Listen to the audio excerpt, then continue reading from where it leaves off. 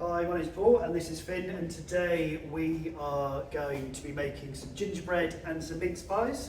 So Finn is one of our chefs at the University of Bath, so she is going to take you through all the steps, and hopefully by Christmas you'll be making gingerbreads or some mince pies. Perfect, over to you, Finn. Okay, hi. So we'll start off with the gingerbread. So we've got 350 grams of plain flour.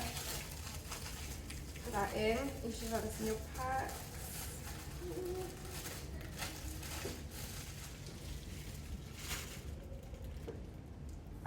So this is to make 20 gingerbreads, roughly? Roughly 20, yeah. And you've got your spices, which is ground ginger and cinnamon.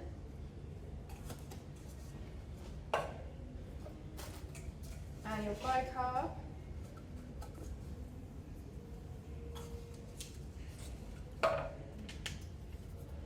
And it says in a food processor, but we're doing it in a bowl, and because it says sift, I don't normally sift, I just use a whisk, and that will get most of the lumps out. So if you whisk it, it should... So what's the difference if you were to sieve it opposed to whisking it? It's the lumps that gets the lumps out, and also makes it light and airy.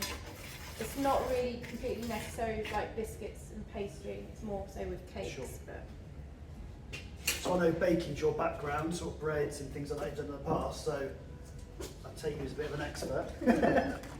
So for biscuits and things like that, it doesn't really matter? no, not so much, as long as like most of the lumps come out, because you're going to breadcrumb them, so Got you. which is lumpy. So we need 125 grams of butter. So on the pack, it normally has markings, which this one doesn't. So this is 250, so that'll be half of it. Yep. And it's nice and cold. So it's better to have cold butter? Better to have cold butter with pastry and biscuits. Oh, okay. So if I was doing like a crumble, I would have warm butter, is that wrong? Yeah, probably, but it's a lazy way out, which is what most people do anyway. So, and now we've got the butter in here, we're just going to rub it so it looks like breadcrumbs. This might take a while. So now it looks kind of like breadcrumbs with like the odd lump of butter, but that's fine. So like that, and then we're going to add 175 grams of light brown sugar.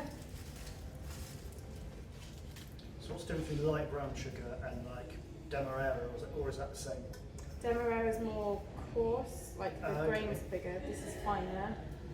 So I give you like a smoother And mix? this, yeah, and it'll also melt in a little bit better. With demerara, you'll have like you'll have like crunchy bits of sugar if it's not Okay. completely melted. So yeah, I've just combined all of the sugar in there, and I'm now going to make a little well in the middle for the egg and the golden syrup, not maple syrup. So there's the well.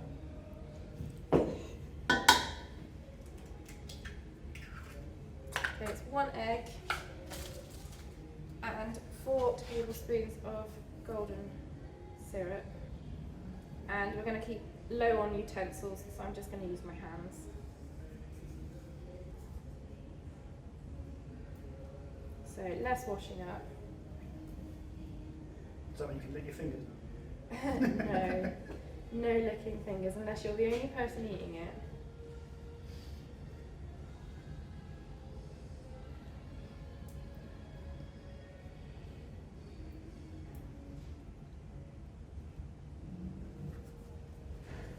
And then I'm just going to mix the golden syrup and the egg in together.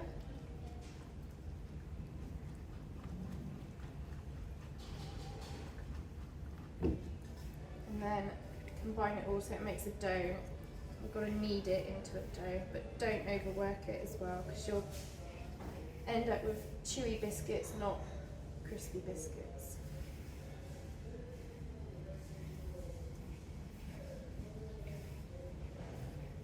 So when you say don't overwork it, how do you know when it's ready? Just basically as soon as it's combined together. So you're looking for kind of like a It's lump, got to look a dough, yeah. like just normal dough. Yeah. And and I will tip it out in a second Okay. when it's less of a mess.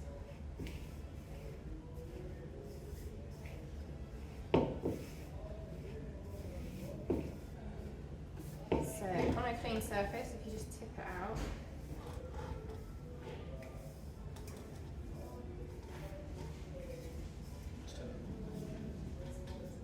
and it means we can start to knead it in together. So almost working exactly the same as dough. Yeah, just not quite as heavy-handed as you are with dough, because you don't want to get gluten going.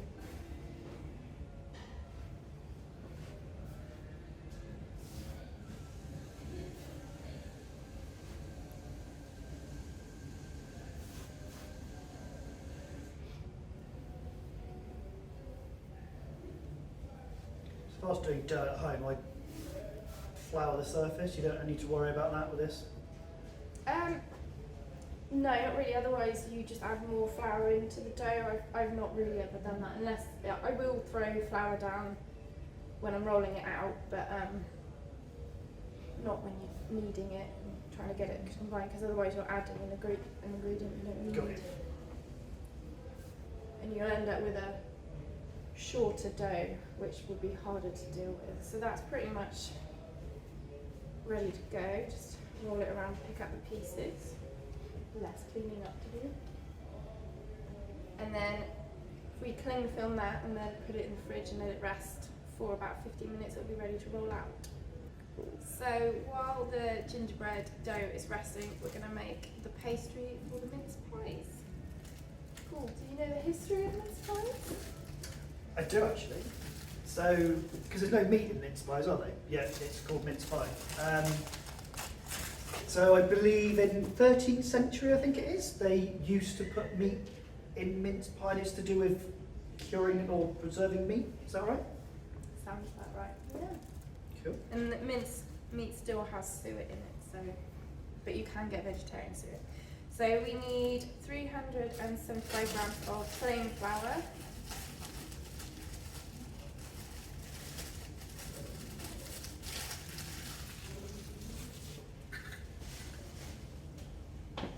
And 250 grams of cold diced butter. So that's like a whole block. A whole block of butter, yeah. And we're just going to do the same as we did with the gingerbread dough, which is just rub the butter and the flour together to make breadcrumbs again. So we've got it into this like crumbly texture, and we're going to add an egg and some sugar. That's 125 grams of caster sugar.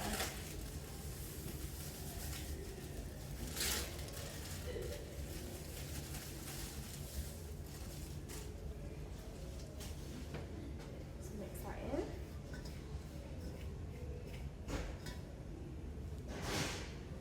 And we're going to do the same again that I did with the gingerbread. Just make a little well. Get your egg in there.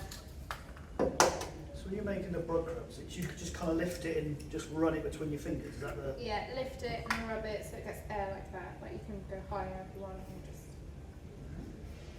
And then it's about 6 tablespoons of water. You're better off adding less first, and then if it isn't coming into a dough, add a little bit more. And this is the same again, so you just knead it in. And it will, I'll tip it out on the surface in a second as well.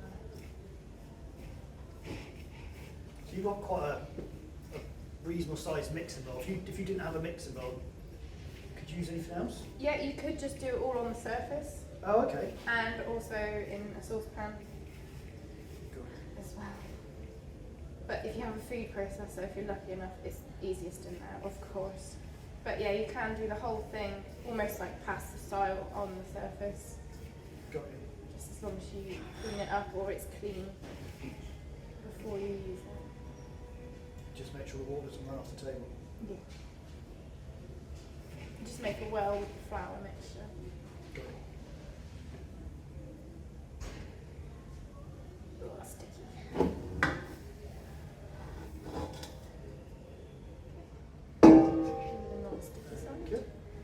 yeah, you just knead it again until it forms a dough.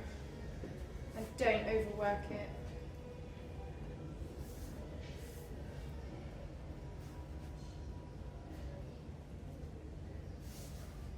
Because with pastry, you want it to be short, as in like, the term is short, but it kind of means crumbly rather than a tight crumb, which will then turn into like a chewy texture.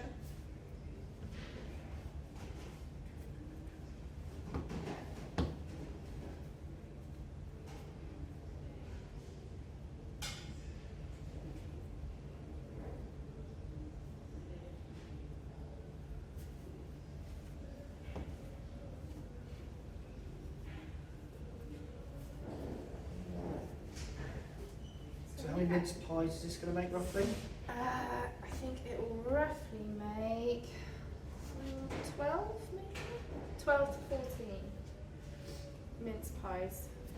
So that's ready to go in the fridge and rest for about 15 minutes. You can always make it the day before as well. So do you cling film it and then just pop it straight in? So Yeah, does that? cling film, put it in the fridge. Amazing. Wash my hands again. So if you preheat your oven to 180 for the gingerbread men, we can start rolling them out and cutting them. So we've got our dough that's been resting for about 15 minutes in the fridge. You can cut time down if you want to put it in the freezer, just remember it's in there, otherwise you end up with a solid block. So with the gingerbread, I find it easier to roll out in between two grease proofs, just because it's high in sugar and butter and you end up with quite a sticky dough.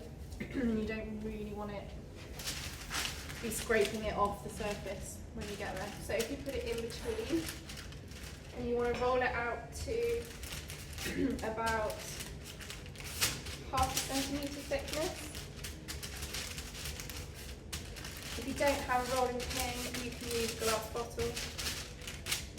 Like a wine bottle? Like a wine bottle.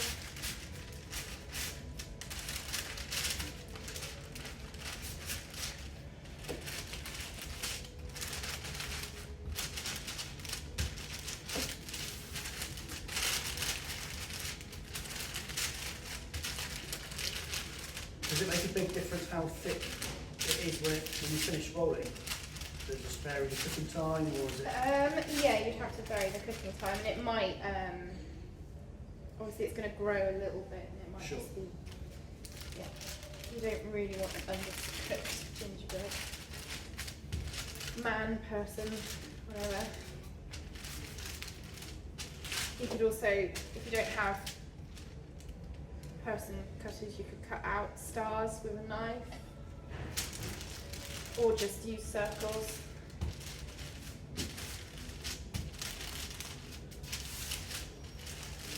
Did you used to make gingerbread people in their rotary?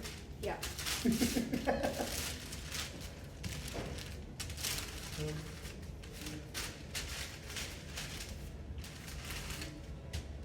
I think we tried making gingerbread baubles, like Oh, wow. that hang from the tree, but we kept eating them, so they didn't hang on the tree.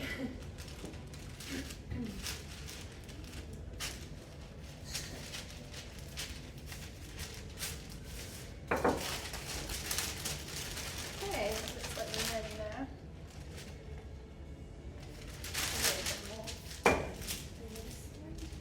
I've never seen that technique before, but it looks actually really good. Yeah, and it just stops it sticking to your rolling pin. And it means you don't have to waste flour.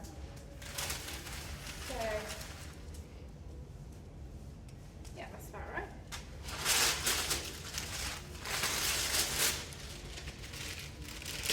So we've got 2 lined baking trays, and obviously we've got big ovens here, so we can do big batches, but at home you just do a couple of batches, and you just cut your people out. So could you cut a few out, pop them in the oven, and then start on the next Yeah. lot?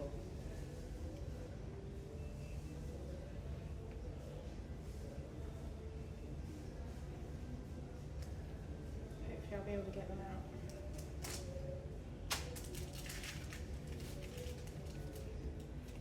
just be really gentle. If you've got a spatula at home, you can use a spatula to get underneath them as well.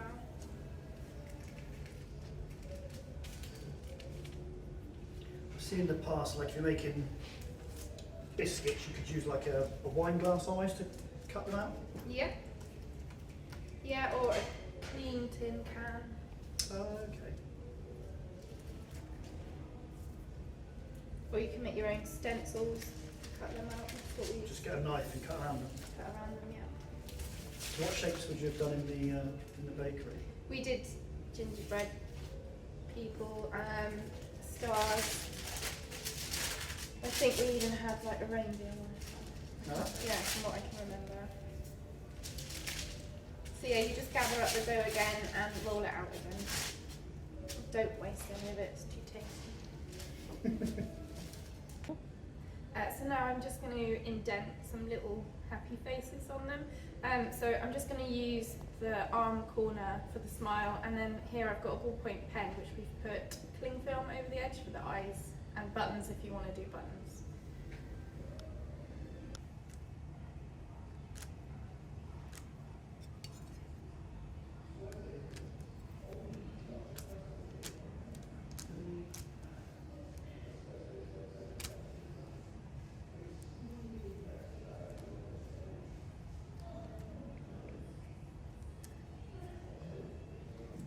Okay, so now that the oven is hot enough, these guys just need to go in for 12 to 15 minutes, and then you need to let them cool. And after they've cooled, you can carry on decorating them with icing and sweets. Gumdrop buttons. And gumdrop buttons. There you go. Thank you. I'll pop them in for you. So once your ginger men are baked and cooling down, you need to put the temperature up to 200 on your oven for the mince pies. So we've got our deep fill tart cases, and we're just going to line them with butter. So you can just do this with your finger with slightly softened butter, and that just means that they should come out nice and easy when they are finished baking. I'm going to do 4, I think.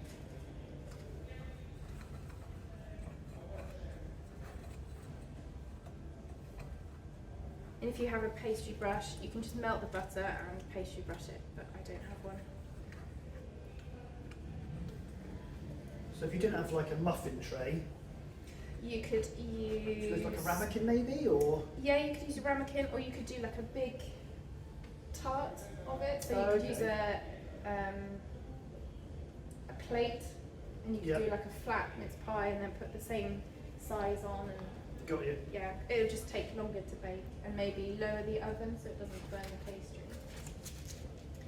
So you could do like one giant mince pie for One everybody if giant you mince really, pie to share out with your brandy cream, or you could just eat it to yourself. or you could.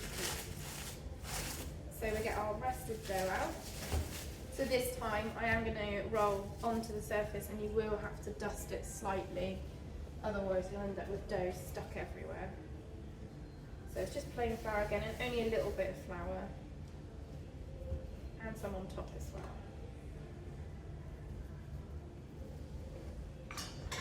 And I'll just show you, if you don't have a rolling pin, just grab a little ball of dough,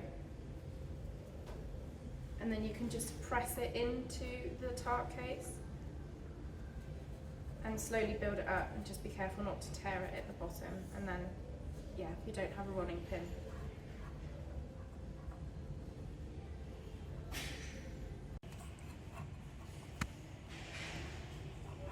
So you just add to it and build it up. yeah.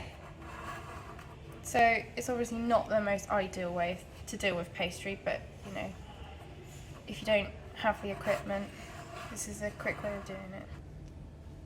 So what sort of thickness are you looking for when you're rolling it out?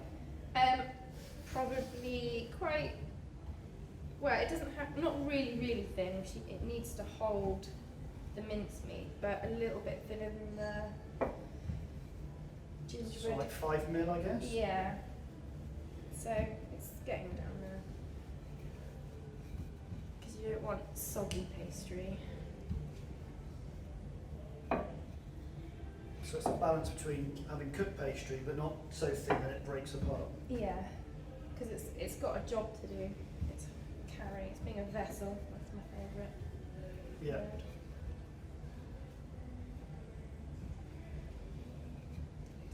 Okay. So you've got two different size cutters. Yes, so one's for the base. Yep.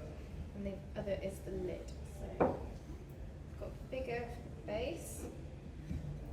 So I guess if you've not got cutters, you could make a stencil, use a knife, or Yeah, trace around something, or Maybe like a can. cappuccino mug maybe for the larger one, Yeah, wine glass for the smaller one. exactly.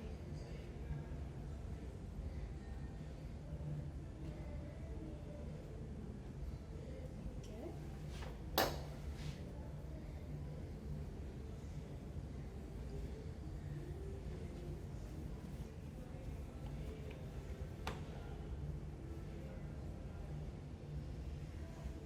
Then just place into your prepped tin. And sometimes you can just use the bottom. You can use wooden spoons or your bottom of your rolling pin to just dab it in. Or another great way of doing it so you don't tear it so much is with another bit of pastry, like that.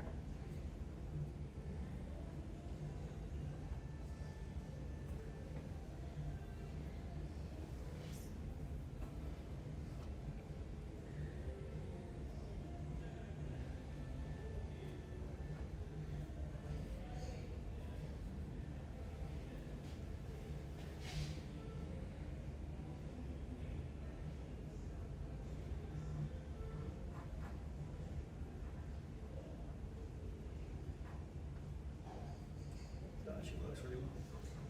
Yeah, and also because the pastry's soft, it won't rip it.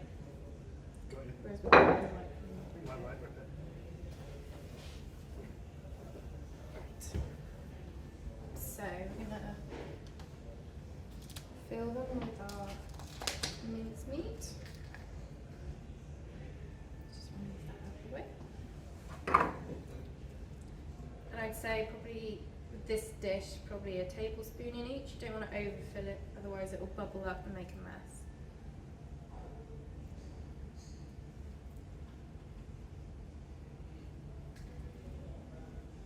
And you can just buy this in jars, mincemeat, can't you?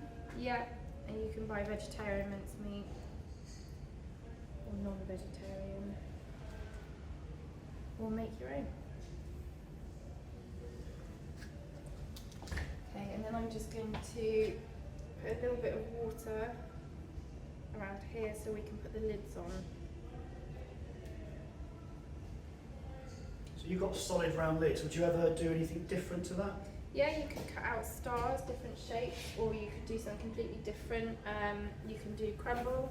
Some people do a frangipan mix, Oh, okay. which looks quite nice. So like like a sponge mix with almonds instead Yeah. of flour. So you've got that bit sort of marzipan kind of Christmassy flavour to it. On the rare occasions I have made mince pies, mine always explode. So I always do stars. That's my tip for everybody. If they're going to explode, do stars. Yeah, or crumble, because that was the fail safe. Fail safe.